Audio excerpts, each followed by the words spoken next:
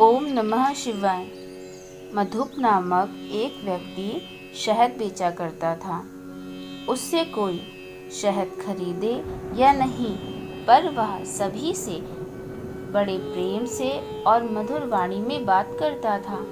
उसके स्वर में इतनी मिठास थी कि कई बार लोग उसकी बोली से ही प्रभावित होकर शहद खरीद लेते थे। इस प्रकार उसकी दिन दूनी रात चौगुनी तरक्की होती जा रही थी। कुछ ही समय में वह इतना संपन्न हो गया कि उसने अपनी एक दुकान खोल ली। दुकान खोलने पर भी उसका व्यवहार पहले की तरह मधुर बना रहा। उसके साथ वाली दुकान पर एक व्यक्ति फल बेचा करता था। मधुप के आने के बाद उसे ऐसा महसूस होने लगा कि उसके व्यापार में घाटा हो रहा है। वह मधुप से ईर्ष्या करने लगा। उसने मधुप को सबक सिखाने का निश्चय किया। उसने भी फलों के बजाय शहद बेचना आरंभ कर दिया। फिर भी सभी ग्राहक मधुप की दुकान पर ही जाते और उसकी दुकान पर केवल मक्खियां भिनभिनाती रहती। यह देखकर वह चिड़चिड़ा रहने लगा।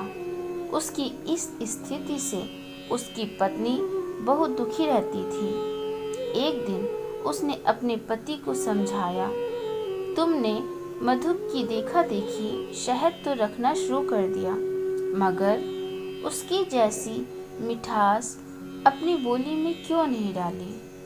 यदि वाणी मधुर न हो तो अच्छे से अच्छा व्यवसाय भी ठप हो जाता है। व्यवसाय क्या, जीवन के हर क्षेत्र में व्यक्ति असफल हो जाता है। तुम अपना पुराना फलों का व्यापार ही करो, बस अपने अंदर परिवर्तन लाओ। अपनी कर्कश वाणी को तिलांजलि देकर मधुर वाणी से नाता जोड़ो। तुम्हारा व्यापार भी आगे बढ़ेगा और तुम्हारी किसी से दुश्मनी भी नहीं होगी। पत्नी की बात दुकानदार की समझ में आ गई। अगले ही दिन उसने अपना पुराना कारोबार शुरू कर दिया और अपनी बोली में मिठास डाली। उसके फलों की दुकान की बिक्री तेजी से होने लगी। इस बीच उसकी मधुप से भी दोस्ती हो गई। उसका व्यवसाय भी मधुप के कारोबार की तरह आगे बढ़ने लगा।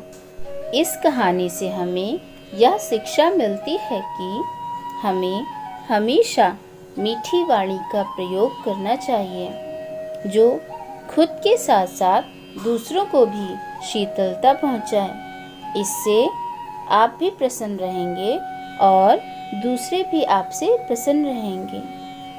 धन्यवाद।